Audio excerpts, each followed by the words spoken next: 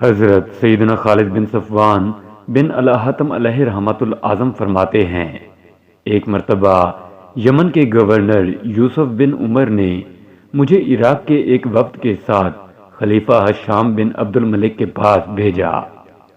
جب میں وہاں پہنچا تو دیکھا کہ خلیفہ ہشام بن عبد الملک اپنے لشکر، اہل و عیال، خادموں اور غلاموں کے ساتھ سیر و سیاحت کے لیے روانہ ہو رہا ہے۔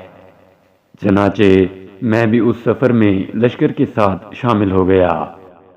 خلیفہ نے ایک ایسی وادی میں لشکر کے پڑاؤ کا حکم دیا جو نہایت وسیع و عریض، خوبصورت اور صاف ستھری تھی۔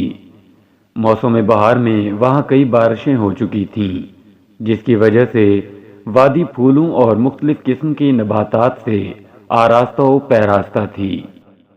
وہ وادی ایسی خوبصورت اور دل کو لبھانے والی تھی کہ اسے دیکھتے ہی وہاں قیام کرنے کو جی چاہتا تھا، اور ویسے بھی وہ ہر اعتبار سے قیام کے لیے موزوں تھی۔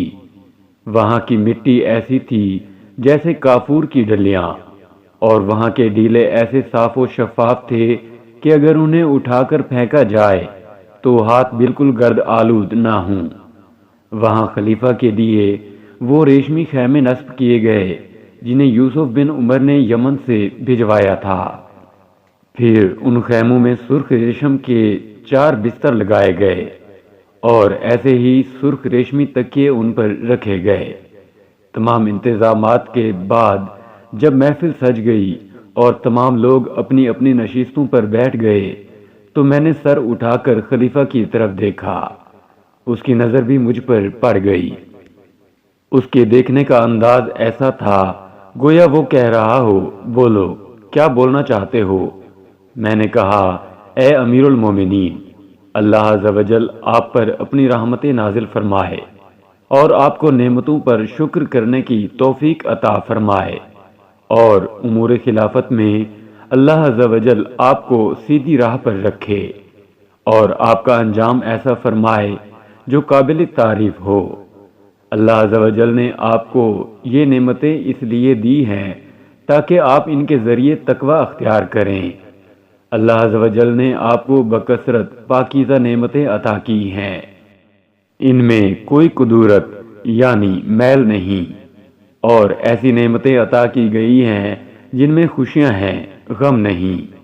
آپ مسلمانوں کے لیے ایک قابل اعتماد خلیفہ ہیں، اور آپ ان کے لیے خوشی اور سرور کا باعث ہیں۔ جب انہیں کوئی مصیبت درپیش ہوتی ہے تو وہ آپ ہی کی طرف رجوع کرتے ہیں، اور ہر مشکل کے وقت آپ ان کے لیے جائے پناہ ہیں۔ اے امیر المومنین، اللہ عز و جل مجھے آپ پر فدا کرے۔ جب مجھے آپ کی ہم نشینی اور زیارت کا موقع مل ہی گیا ہے تو اب میرا حق بنتا ہے کہ اللہ عز و جل نے آپ پر جو نعمتیں نچھاور فرمائی ہیں اور جو کمالات عطا کیے ہیں، میں آپ کو ان کی یاد دہانی کراؤں اور آپ کو ان نعمتوں پر شکر کرنے کی ترغیب دلاؤں۔ اس کا سب سے بہترین طریقہ یہ ہے کہ میں آپ کو سابقہ بادشاہوں کے قصے سناؤں۔ کیا آپ کی طرف سے مجھے اس بات کی اجازت ہے؟ یہ سن کر خلیفہ ہشام بن عبد الملک سیدھا ہو گیا، سب تکیے ایک طرف رکھ دیے اور کہا، اب مجھے سابقہ بادشاہوں کے حالات بتاؤ۔ میں نے کہا، اے امیر المومنین، سابقہ بادشاہوں میں ایک بادشاہ تھا، وہ بھی سیر و سیاحت کے لیے ایسے ہی موسم میں نکلا جیسا اب موسم ہے۔ اس سال بھی خوب بارشیں ہوئی تھیں، زمین پھولوں اور نباتات سے مزین ہو گئی تھی۔ جب اس بادشاہ نے ان تمام نعمتوں، اپنے مال و متاع، خدام اور لشکر کی طرف نظر کی تو بڑے فخر سے کہنے لگا، جیسی نعمتیں میرے پاس ہیں کیا کسی اور کو بھی ایسی عظیم و شان نعمتیں ملی ہیں؟ اس وقت اس کے لشکر میں ایک حق گو مرد مجاہد بھی موجود تھا۔ اس نے بڑے دلیرانہ انداز میں کہا، اے بادشاہ، تو نے ایک بہت بڑے امر کے متعلق سوال کیا ہے، اگر اجازت ہو تو میں اس کا جواب دوں؟ بادشاہ نے کہا، ہاں، تم جواب دو۔ چنانچہ اس مرد مجاہد نے فرمایا، اے بادشاہ، یہ جو نعمتیں تمہارے پاس موجود ہیں، کیا یہ تمام کی تمام ہمیشہ تمہارے پاس رہیں گی؟ کیا ان میں کمی واقع نہ ہوگی؟ کیا یہ تجھے بطور میراث نہیں پہنچیں؟ کیا تجھ سے زائل ہو کر یہ تیرے بعد والوں کو نہ مل جائیں گی؟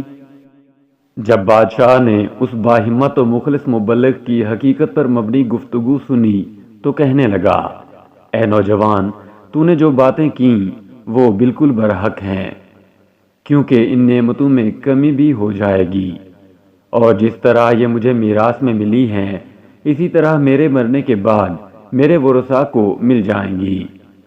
یہ سن کر اس باہمت مبلغ نے کہا، اے بادشاہ، جب یہ سب باتیں حق ہیں تو پھر ان معمولی نعمتوں پر فخر کرنا ایک تعجب خیز بات نہیں۔ اے بادشاہ، یہ نعمتیں تیرے پاس بہت کم عرصہ رہیں گی، اور جب تو اس دنیا سے جائے گا تو خالی ہاتھ جائے گا، اور کل بروز قیامت تجھ سے ان تمام نعمتوں کا حساب لیا جائے گا، اور یہ انتہائی سخت امر ہے۔ پھر بھی اس دنیا فانی میں تیرا دل کیوں کر لگا ہوا ہے؟ دین کا درد رکھنے والے مبلغ کی یہ باتیں بادشاہ کے دل میں تاثیر کا تیر بن کر پیوست ہو گئیں۔ اس کی آنکھوں سے غفلت کا پردہ ہٹ گیا، اور اس نے بے چین ہو کر کہا، اے نوجوان، پھر تم ہی مجھے بتاؤ کہ میں ان مصائب سے نجات پا کر کس طرح اپنے مقصد اصلی تک پہنچ سکتا ہوں۔ اس پر اس خیر خواہ مبلغ نے کہا، اے بادشاہ، تیرے لیے نجات کے دو راستے ہیں۔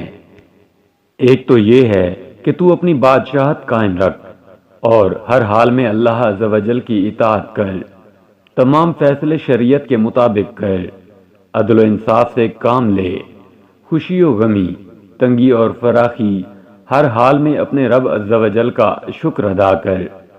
دوسری صورت یہ ہے کہ تو تاج و تخت چھوڑ کر درویشی لباس اختیار کر لے، اور کسی پہاڑ کے دامن میں گوشہ نشین ہو کر اپنے پاک پروردگار عز و جل کی عبادت میں مشغول ہو جا۔ تیری نجات کے یہی دو راستے ہیں، تو جس کو چاہے اختیار کر لے۔ بادشاہ نے کہا، اے نوجوان، کل میرے پاس آنا، آج رات میں غور کروں گا کہ کون سا راستہ اختیار کروں۔ اگر میں نے بادشاہت والا راستہ اختیار کیا تو میں تجھے اپنا وزیر بناؤں گا، اور ہر معاملے میں تیری اطاعت کروں گا، کبھی بھی تیری نافرمانی نہ کروں گا، اور اگر بادشاہت چھوڑ کر گوشہ نشینی اختیار کروں گا تو میرے ساتھ میرا رفیق بن کر رہنا، میں تیری ہر بات مانوں گا۔ اتنا کہنے کے بعد بادشاہ اپنے خیمے کی طرف چلا گیا۔ صبح کے وقت جب وہ مخلص مبلغ بادشاہ کے پاس گیا تو اس نے دیکھا کہ بادشاہ نے شاہی تاج اور شاہی لباس اتار کر فقیروں والا لباس پہنا ہوا ہے۔ اس بادشاہ نے پختہ ارادہ کر لیا تھا کہ خلوت میں رہ کر اپنے رب عز و جل کی عبادت کرے گا، چنانچہ وہ تاج و تخت اور دنیا کی رنگینیوں کو چھوڑ کر اس مخلص مبلغ کے ساتھ جنگل کی طرف چلا گیا، اور وہ دونوں آخری وقت تک وہیں ایک پہاڑ پر اپنے خالق حقیقی عز و جل کی عبادت میں مشغول رہے۔ بنو تمیم کے مشہور شاعر عدی بن زید الیادی المرادی نے ان کی شان میں چند اشعار کہے، جن کا مفہوم کچھ اس طرح ہے۔ ترجمہ: اے زمانے کو گالی دینے والے، کیا تو ہر چیز میں کامل اور ہر عیب سے بری ہے؟ یا تو نے زمانے سے پختہ عہد لے رکھا ہے، یا تو جاہل اور مغرور ہے؟ کیا کوئی ایسا شخص بھی ہے جسے موت نے چھوڑ دیا ہو، یا کوئی ایسا شخص ہے جو تجھے موت سے بچا لے؟ کہاں ہے کسرا، فارس کے بادشاہ اور ان سے پہلے کے بادشاہ؟ ابو ساسان اور صابور کہاں گئے؟ بہت شان و شوکت والے بادشاہ اور رومی بادشاہ کہاں ہیں؟ ان میں سے کوئی ایک بھی تو باقی نہ رہا۔ وہ بادشاہ کہاں ہے جس نے ایک محل بنایا، جس کے ایک جانب سے دریائے دجلہ اور دوسری جانب سے دریائے ہلبور بہتا تھا، اور اس نے محل کو سنگ مرمر سے آراستہ کیا اور اسے مختلف رنگوں سے مزین کیا، اور اس میں ایسے باغات لگائے جن میں پرندوں کے گھونسلے تھے، یعنی باغ میں ہر وقت پرندے چہچہاتے رہتے تھے۔ موت نے اسے بھی نہ چھوڑا اور اس کی بادشاہت جاتی رہی، اور وہ عظیم الشان محل بھی ویران ہو گیا۔ خورنگ کے بادشاہ نے جب ایک دن غور و فکر کیا تو اسے ہدایت کی راہ ملی، لہذا ہدایت پانے کے لیے غور و فکر ضروری ہے۔